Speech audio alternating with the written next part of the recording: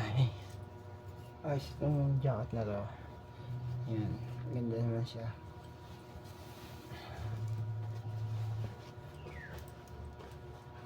So, for the vlog and short stories, alam mo ba na ano, na yung lagayan ko ng mga padlock. Yan siya, susi. Meron akong ano, ako kasi gusto ko organize. Tsaka, yan siya.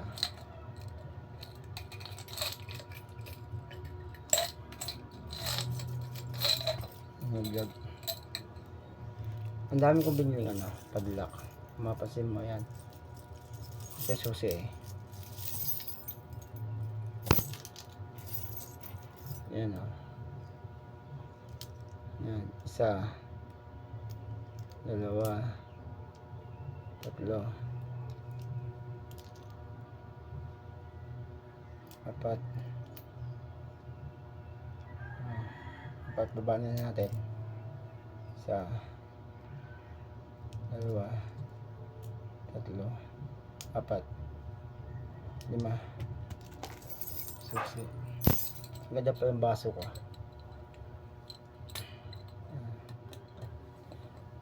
Ano kaya ito pag nilagyan tubig tapos tinagilid lalabas kaya yung tubig. Ako kasi kaya ako nagkaroon ng padlock.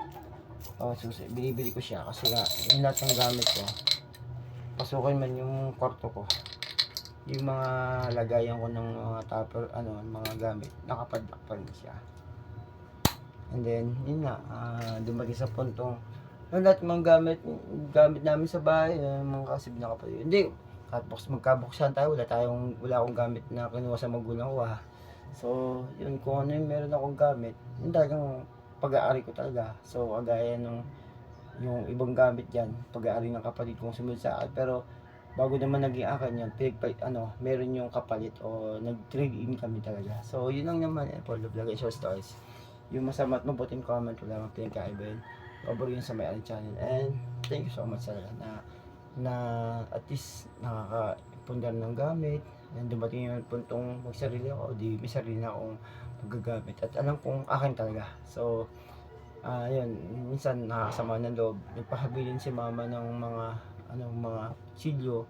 Tapos dumating sa hindi pagkakaunawaan, nagkasumbatan kami. Yun. Sabi ko, hindi maganda rin talaga kapulong si mama.